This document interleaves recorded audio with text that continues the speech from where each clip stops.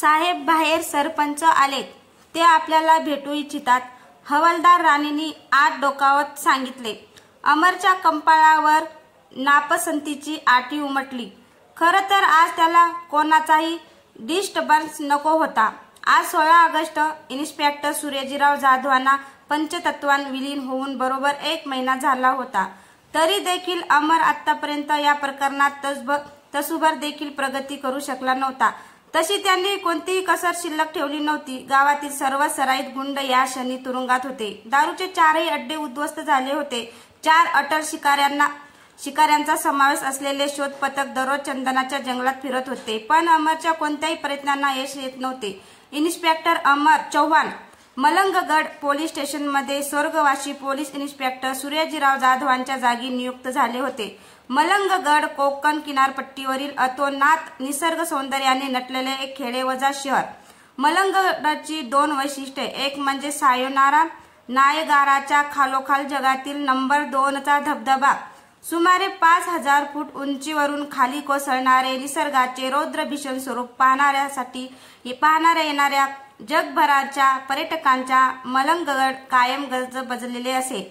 आणि मलंगगडचे दुसरे वैशिष्ट्य म्हणजे कोकणात सहसा न आढळणारे चंदनाचे जंगल. सायोनारा धबधब्याला लागूनच जवळजवळ 1200 एकरांचे चंदनाचे जंगल मलंगगडकरांच्या मालकीचे होते. भारतातून परदेशात निर्यात होणाऱ्या चंदनापैकी जवळजवळ 20% चंदन एकटे मलंगगड पुरवत होते. मलंगगडची सध्याची सुबत्ता या चंदनाच्या जंगलापासूनच प्राप्त झाली होती. अशा या नितांत सुंदर मलंगगडाची जणू कोणाची तरी नजर लागली असावी. हसत्या खेळत्या मलंगगडावर सध्या कसली तरी भीषण अवकळा पसरली होती. संपूर्ण मलंगगडावर सध्या मृत्यूचे अनामिक सावट पसरले होते. पर्यटकांचे रहदारीने जो धबधबा कायम गजबजलेला असायचा तो सध्या एकाकी निर्जला झाला होता. कारण उघड होते. गेल्या 2 महिन्यापासून मलंगगडमध्ये काहीतरी भयानक अनैसर्गिक प्रकार चालू होते. मलंगगडवासियांना सर्वात पहिला धक्का 7 जूनला बसला होता. त्या दिवशी अमावस्या होती. संध्याकाळपासून पाऊस भरून आला होता. विजांचा कडकडाट चालू होता. ढगांचा गडगडाट वातावरणातील भीषणात वाढत होता. पावसाच्या भीतीने सर्व मलंगगडकर आपली कामे पटापट आटोपून गुपचूप घरात बसले होते. पण 22 वर्षाच्या मंदाकिनीच्या मनात काहीतरी वेगळेच होते. शहरातून नुकतीच ग्रॅज्युएट होऊन आलेल्या मंदाकिनीला सायोनारा धबधब्याची विलक्षण ओढ होती. गावाला आला की तासनतास धबधब्यावर जाऊन धबधब्याचे निरीक्षण करणं हा तिचा आवडता छंद होता. आता देखील तिला विजांच्या कडकडात सायोनारा कसा दिसतो हे पाहायचे होते. पण यावेळेस धबधब्यावर जायला तिला कुणीही परवानगी दिली नसती. आई ज्योत्स्नाकडे जाऊन येते ग असे आईला सांगून ती सटकली. तिचा जिवलग मैत्रिणीला ज्योत्स्नाला तिने धबधब्यावर यायचा खूप आग्रह केला. पण विजांच्या कडकडातून धबधब्यावर येण्यास ज्योत्स्नाने स्पेशल नकार दिला आणि मंदाकिनी एकटीच धबधब्यावर गेली. जीत्या जागत्या मंदाकिनीचे ज्योत्स्नाला झाले ते शेवटचे दर्शन. रात्री बराच उशीर झाला तरी मंदाकिनी घरी आली नाही म्हणून तिचे वडील तिला शोधण्यासाठी ज्योत्स्नाच्या घरी आले. अशा वेळी मंदाकिनी धबधब्याकडे गेली असल्याचे ऐकून ते फार हादरले. ताबडतोब शेजाऱ्या पाजारांच्या 4-5 गावकऱ्यांना बरोबर घेऊन ते धबधब्यावर मंदाकिनीला शोधायला आले.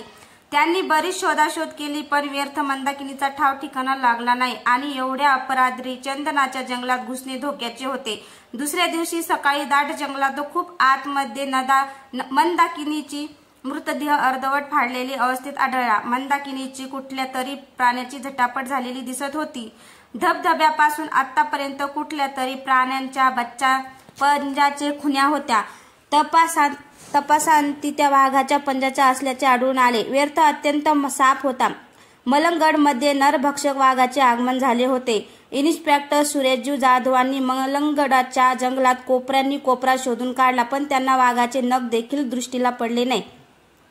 मलंगगडच्या जंगलातील वाघ 20-25 वर्षापूर्वीच नामशेष झाले ही वस्तुस्थिती होती. मलंगगडच्या रहिवासी व्यापारी तत्वावर चंदनाची लागवड सुरू केली. त्यावेळेस त्यांची सुरक्षिततेचा उपाय म्हणून बऱ्याचशा वाघांची शिकार केली होती. त्याशिवाय बहुसंख्य वाघ प्राणी संग्रहालयाला भेट दिले होते. मलंगगडातील शेवटचा वाघ म्या मारला त्यावेळेस म्या फक्त 17 वर्षाचा होतो बघा. अशी फुरशकी मारत गावचे सरपंच हनुमंतराव पाटील कायम आपल्या कल्लेदार मिशांना पीळ देत गावभर उंडारत असत. मग हा नरभक्षक वाघ आला कुठून? मंदाकिनीच्या मृत्यूचे गूढ हे अद्याप उलगडले नसताना 18 जुलैला मलंगगड पुन्हा एकदा हादरले. सुधा खोकले, वय फक्त 17 वर्षे. गावातल्या खोकले मास्तरांची मुलगी, दिसायला अत्यंत सुंदर. गावातल्या ज्युनियर कॉलेजातील मुलांना स्वयंस्फूर्तीने घोषित केलेली कॉलेज क्वीन. पण मुलांनी हिला दुसरे नाव बहाल केले होते, ते म्हणजे कडक बिजली. नावाप्रमाणे तेच अत्यंत धाडशी. एकदा ती अमावस्येच्या रात्री पैजेवर स्मशानात झोपून आली होती. तर अशी ही सुधा. तिला कुणीतरी सांगितले, मंदाकिनी भूत झाली आहे. दररोज सायंकाळी 7 वाजता ती धबधब्यावर दिसते. झालं भूत कसं असतं ते बघण्यासाठी मी एकटीच धबधब्यावर गेली. ती पुन्हा दिसलीच नाही. धबधब्याजवळील मातीत फक्त वाघांच्या पंजाचे ठसे आढळून आले. मंदाकिनीचे प्रेत तरी मिळाले होते, पण सुधाचे प्रेत देखील मिळाले नाही. ती जशी काही हवेतच गायब झाली. इन्स्पेक्टर सूर्याजीरावांनी जंग पछाडलेले, पण त्यांना नरभक्षक वाघांचा केस देखील सापडला नाही. पण मलंगगडाचे दुर्दैव एवढ्यावरच संपले नव्हते. मलंगगडाच्या गावाबाहेर कष्टकरी लाकूड फोड्या मजुरांची वस्ती होती. चंदनाची लाकडे फोडण्यासाठी लांबून आलेले कष्टकरी मजुरांच्या जवळजवळ 20-25 झोपड्या येथे वसलेल्या होत्या. त्यातच एक झोपडी होती दादू चौगुलेची. दादू जेवढा काळा कुट्ट तेवढीच त्यांची पोर. जानवी गोरीपान होती. बाया बाबड्या तिला कौतुकाने म्हणायच्या, बये कुठच्या तरी राजांच्या पोटी जन्माला यायची, चुकून दादूच्या पोटी जन्मलीस. 16-17 वर्षाच्या जानवीवर लाईन मारायला समस्त मलंगगडामधल्या टपोरी पोरांच्या त्या झोपडपट्टीत चक्रा चालू असायच्या. 15 ऑगस्ट स्वातंत्र्य दिन. त्या दिवशी जानवी पहाटे 5 वाजता उठली. तिला कॉलेजमध्ये झेंडावंदनासाठी लवकर जायचे होते. अंघोळीसाठी विहिरीचं पाणी काढायला म्हणून जवळच्या विहिरीवर गेले. एवढ्या पहाटे विहिरीवर चिटपाखरू देखील नव्हतं. पाणी भरायला गेलेल्या जानवीची करुण किंकाळी ऐकून तिचा बाप धावत आला. त्याला फक्त जंगलात अदृश्य होणारा वाघ पाठमोरा दिसला. थोड्या वेळाने इन्स्पेक्टर सूर्याजीराव आणि समस्त गावकरी जंगलात घुसले, पण वाघ किंवा जानवी कोणाचाही थांग लागला नाही. आता मात्र मलंगगड चांगलेच हादरले. दिवसा ढवळ्या देखील गावकऱ्यांनी धबधब्यावर फिरकणे बंद केले.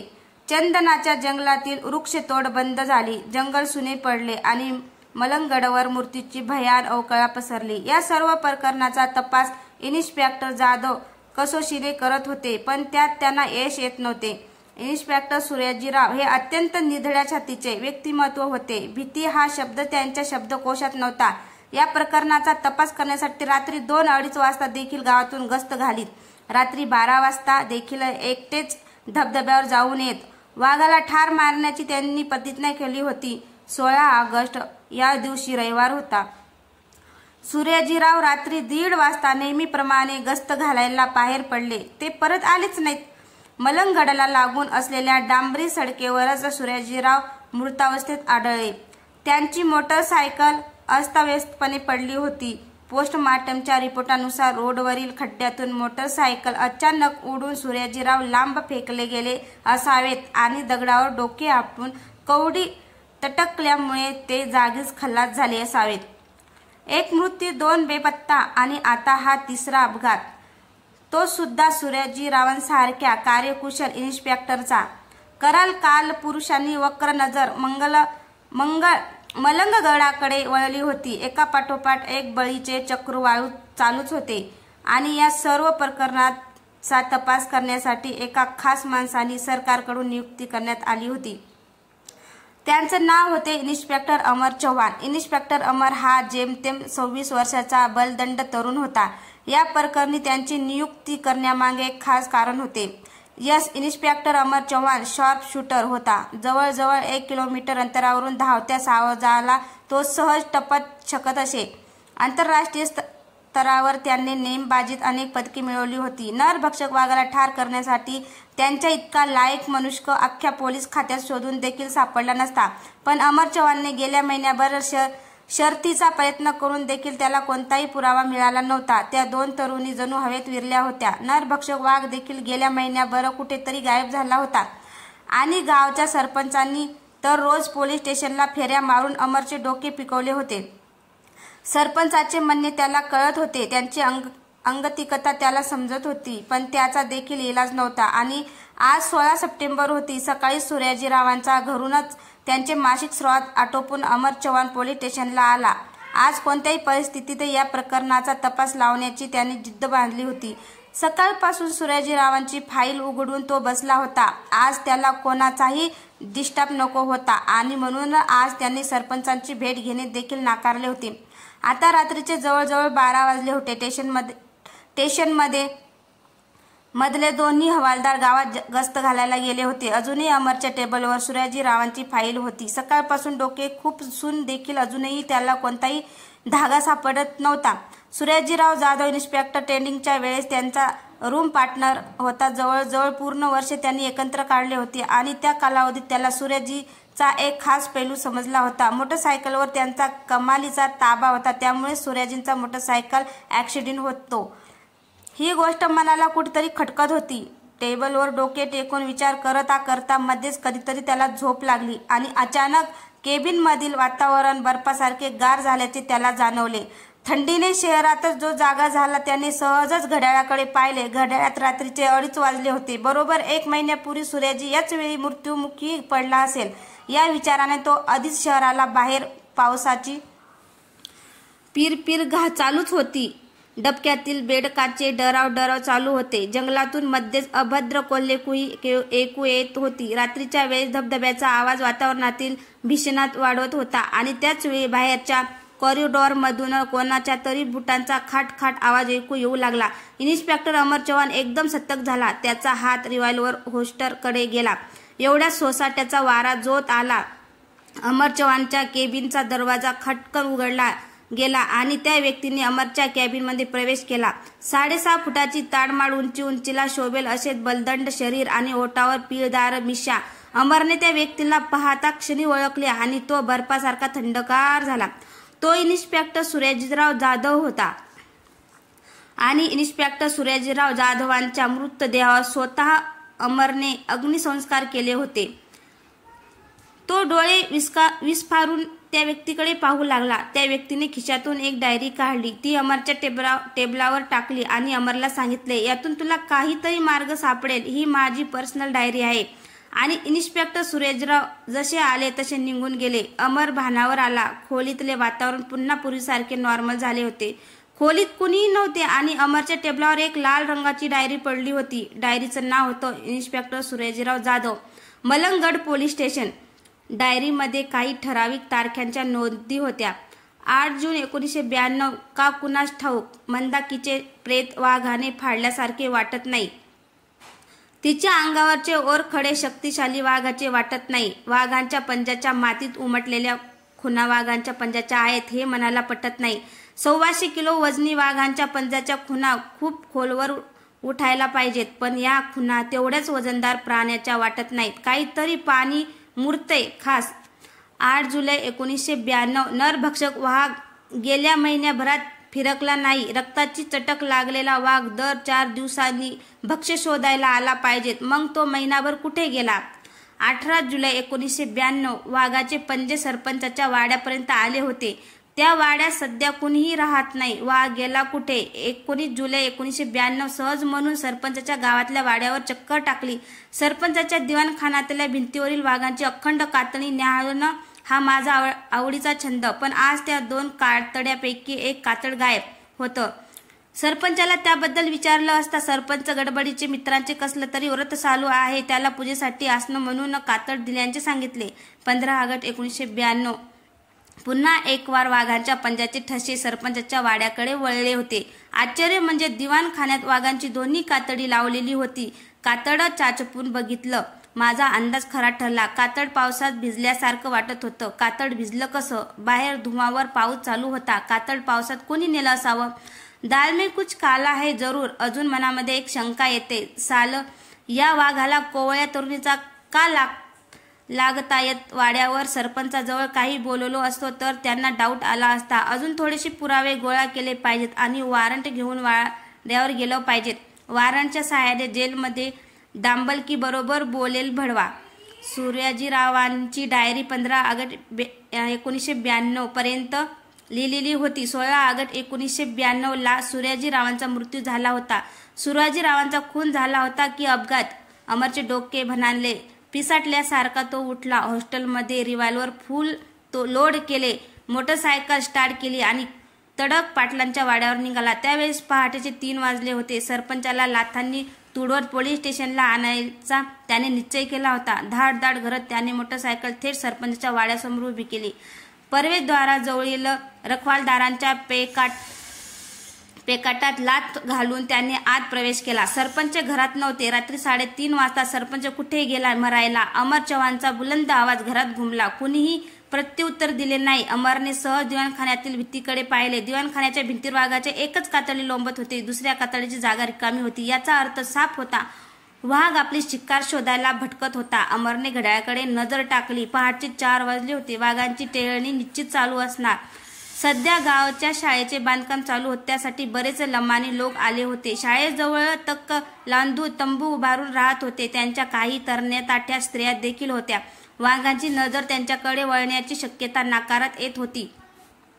अमरने मोटरसायकल शाळेपासून बरीच लांब पार्क केली. तो मोटरसायकलवरून गेला असता तर मोटरसायकलच्या आवाजाने वाघ सावध झाला असता. काळोखातून लपत छपत उड्या मारीत अमर शाळेच्या दिशेने सरकला आणि बहिर्दर्शेला गेलेल्या लमानी बाईची आर्त किंकाळी त्याला ऐकू आली आणि त्या दिशेने अमर बेफान सूर मारला.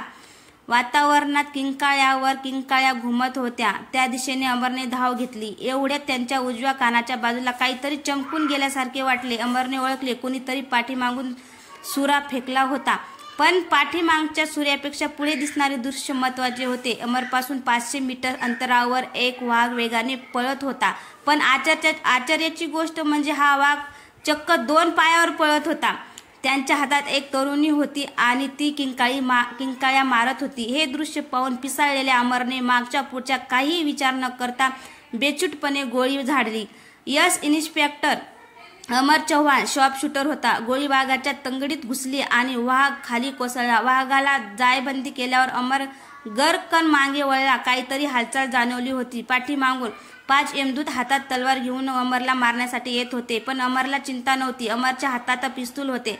त्याच्या 5 गोळ्या शिल्लक होत्या आणि त्यातील एकही गोळी चुकणार नव्हती. दुसऱ्याच क्षणी ते 5ही गुंड खाली कोसळले. त्या सकाळी मलंगगडाच्या गावकऱ्याने एक वेगळे दृश्य बघितले. शाळेपासून ते पोलीस स्टेशनपर्यंत पूर्ण रस्ताभर अमर त्या वाघाला कमरेच्या पट्ट्याने आणि बुटाची अक्षरशः तुडवत होता आणि वाघ चक्क माणसासारखा ओरडत होता. गावकऱ्यांचे लांडगे सरपंच वाघांच्या कातडीतील नरभक्षक बनले होते. पण त्यांनी असे का केले? त्याला 2 कारणे होती. त्यांनी मुलींना फसवून देहविक्रयास लावणाऱ्या मुंबईच्या दलाला संपर्क साधला होता. एका कोवळ्या तरुणी पाठीमागे त्यांना नेट 15 लाख रुपये मिळणार होते. आणि दुसरी गोष्ट अशी की चंदनाच्या तस्करीमध्ये करोडो रुपये कमवण्याची त्यांना हाव सुटली होती. पण चंदनाच्या जंगलात अनेक वाटेकरी होते म्हणून त्यांनी हा डाव खेळला होता. लोकांच्या मनात वाघाची आणि भुताटकीची दहशत बसली असती तर त्या जंगलाकडे कोणीही फिरकले नसते आणि जंगल तोडीसाठी सरपंचाला मोकळे रान मिळाले असते. त्यांनी मंदाकिनीला मारले कारण वाघाने तरुणीला फाडल्याचे हुबेहूब चित्र त्यांना लोकांच्या डोळ्यासमोर उभे करायचे होते आणि त्या पायी मंदाकिनीचा जीव गेला होता. पण मुख्य प्रश्न असा होता की त्या तरुणी ताबडतोब गायब कुठे झाल्या? सरपंचांनी त्यांची व्यवस्था करून ठेवली होती. सरपंचाच्या जंगलातल्या वाड्यातून एका गुप्त भुयारी मार्गाने जवळजवळ 2 कोसावर एका गावात त्यांना नेण्यात येत असे आणि तिथूनच त्यांची मुंबईला जायची सोय होती. पण सर्वात महत्त्वाचा प्रश्न होता की सूर्याजीरावांचा अपघात कसा झाला? इन्स्पेक्टर सूर्याजीराव जाधवांना वाघांच्या कातड्याचा संशय आल्याने त्यांनी ओळखले होते. हा इन्स्पेक्टर पुढे मागे आपल्याला पुढे मागे घातक ठरेल हे लक्षात येताच त्यांनी त्यांचा काटा काढला होता. त्या दिवशी सूर्याजीराव रात्री 2 वाजता गस्त घालायला बाहेर पडले होते. सूर्याजीराव जाताना हळूहळू जात पण येताना भन्नाट वेगाने मोटरसायकल पळवत हे पाटलांना माहीत होते. त्या दिवशी त्यांनी रस्त्याच्या दोन्ही बाजूला 2 खुट्या ठोकून ठेवल्या होत्या. त्या खुट्यांना पातळ पण अत्यंत भरभक्कम तार बांधली होती. हा स्पॉट खड्ड्याजवळ होता. सूर्याजीराव भन्नाट वेगाने मोटरसायकलवरून आले. त्यांना मार्गातील तार दिसलीच नाही. मोटरसायकल त्या तारेला अडकली आणि सूर्याजीराव दुसऱ्याच क्षणी भयानक वेगाने हवेत फेकले गेले. तार ताबडतोब काढली गेली. लोकांना वाटले खड्ड्यातून गाडी उडाली आणि सूर्याजीरावांचा मृत्यू झाला. एकंदर या सर्व प्रकरणामागे सरपंच पाटलाचे सुपर डोके होते. इन्स्पेक्टर अमरला गोल्ड मेडल मिळाले, पण ते त्याने इन्स्पेक्टर सूर्यजीरावांच्या फोटोला अर्पण केले आणि तो ढसाढसा रडला. त्या रात्री 2:30 वाजता सोसाट्यांच्या वाऱ्याबरोबर सूर्यजीरावांचा मृतात्मा जर पोलीस स्टेशनमध्ये आला नसता तर कविता